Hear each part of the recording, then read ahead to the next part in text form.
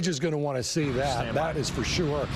Gage, nice to see your face. We're just looking at a click-to pin of about 5 towers that have been pushed down. I know.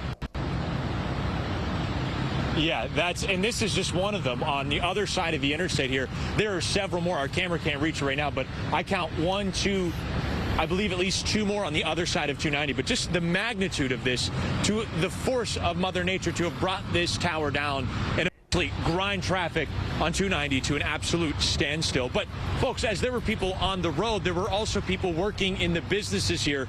Pablo, you were inside. Tell me, what did you hear as all this was happening? Well, lights were flickering on and off. We did start hearing a lot of wind, and doors just started to fly off. The doors were flying off. The doors of the business flew off? It was trying to fall off. We put some tile that we sell, and we were able to secure it, get everybody indoors, and really clear the stuff. Things were flying from the roof, from the walls, and of course, when we looked at the back, the power line was down in the easement. Did you hear this fall down? I imagine it made a noise, right? It made a little bit of a thump, kind of like an explosion of sorts, but it was more to do like with the wind, I'm guessing.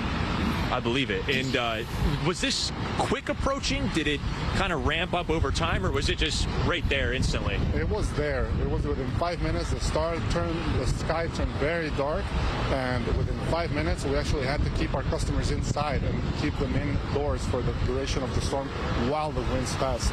We were trying to make sure that everything was safe, and all emergency services were here when we were out.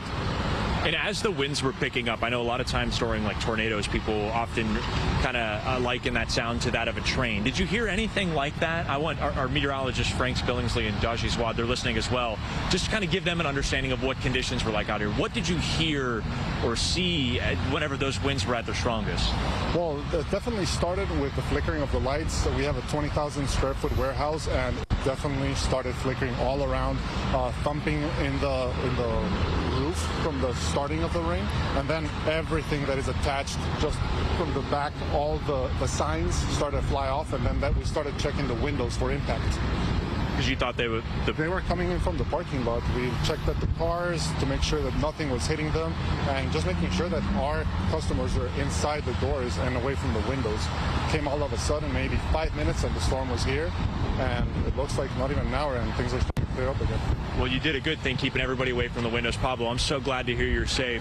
And that's just one of many businesses along here. But as we turn our attention back to this tower here, looking forward, the damage is done. Whoa, almost found a hole there. You see that? That's live television for you.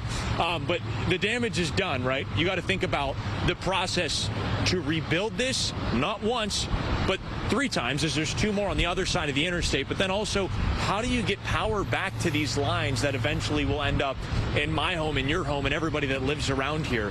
That's a monumental task that these utility workers have at hand. But the good news, Frank, hey, traffic is moving here on 290, so that's the best thing. And as we heard so far, no one has been injured that we know of in this area. Wow, and you said 1, 2, 3. From the pictures I'm seeing, Gage, it's even more than that. So you're right. It's a monumental task. Thank you for your reporting. It's been great teamwork with you and Daji. Thank everybody. Here's the good news. Only a severe thunderstorm warning